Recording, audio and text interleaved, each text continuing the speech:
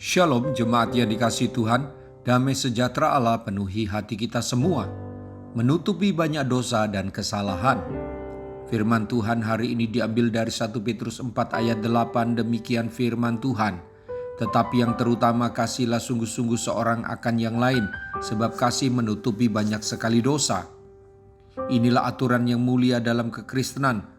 Orang-orang Kristen harus saling mengasihi yang menyiratkan rasa sayang kepada setiap pribadi dengan keinginan agar mereka sejahtera dan sungguh-sungguh berupaya untuk mencapainya. Tidaklah cukup bagi orang-orang Kristen untuk tidak berbuat jahat atau saling menghormati saja. Orang Kristen harus saling mengasihi dengan sungguh dan sepenuh hati. Ciri kasih sejati adalah menutupi banyak sekali dosa. Kasih membuat orang memaafkan dan melupakan pelanggaran yang dilakukan orang terhadap diri mereka untuk menutupi dan menyembunyikan dosa orang lain, bukannya memperburuk dan menyebarkannya. Kasih sayang kepada satu sama lain ini janganlah dingin, tetapi dengan sungguh-sungguh, yakni tulus, kuat, dan bertahan lama. Kasih sayang yang sungguh-sungguh semacam ini dianjurkan sebagai yang terutama melebihi segala hal. Kasih lebih besar daripada iman atau pengharapan. Salah satu akibat luar biasa yang dihasilkan oleh kasih adalah ia mampu menutupi banyak sekali dosa. Kasih bukan membuat dosa atau kesalahan orang menjadi tidak ada efek negatifnya atau menjadi tidak berdampak buruk. Bukan itu.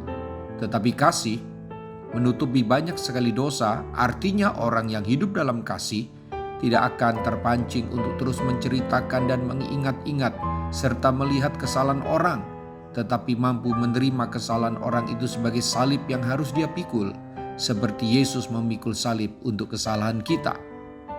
Bapak, Ibu, Saudara-saudari, jika dalam diri kita ada kasih Allah, maka kasih itu memampukan kita untuk mengasihi mereka yang lemah dan telah melakukan banyak kejahatan sebelum mereka bertobat. Kasih yang kita tunjukkan kepada sesama merupakan saluran bagi belas kasihan Allah yang akan melawat mereka pada waktunya. Ayo, teruskan, limpahkan keluar hati kita, kasih yang ada dalam diri kita yang telah dicurahkan Tuhan dalam diri kita.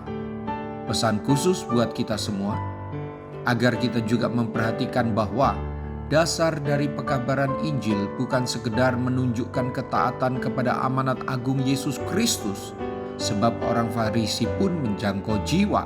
Bukan seperti itu. Dasar dari semangat memberitakan Injil adalah kasih, bukan fanatisme keagamaan kita. Kasih kepada mereka yang sedang berjalan menuju kepada kebinasaan. Mari kita berdoa. Tuhan Yesus, terus ajarilah saya mengasihi tanpa syarat seperti Engkau. Saya mau terus jaga hati saya agar kasih saya jangan berdasar pada kepura-puraan mengasihi seperti orang Farisi dan para ahli Taurat. Saya tidak mau kasih saya pura-pura, bersyarat dan sesaat. Saya mau terus mempraktekkan kasih yang sejati, walaupun orang yang saya kasihi tidak juga berubah, bahkan semakin mengecewakan. Roh Kudus, tolonglah saya, ingatkan saya akan firman Allah, dan bahwa saya semakin dalam mengalami kasih Yesus yang sejati. Terima kasih buat teladan-Mu. Dalam nama Tuhan Yesus, haleluya, amin. Sampai jumpa besok dengan suara gembala, firman Allah yang hidup. Tuhan Yesus memberkati.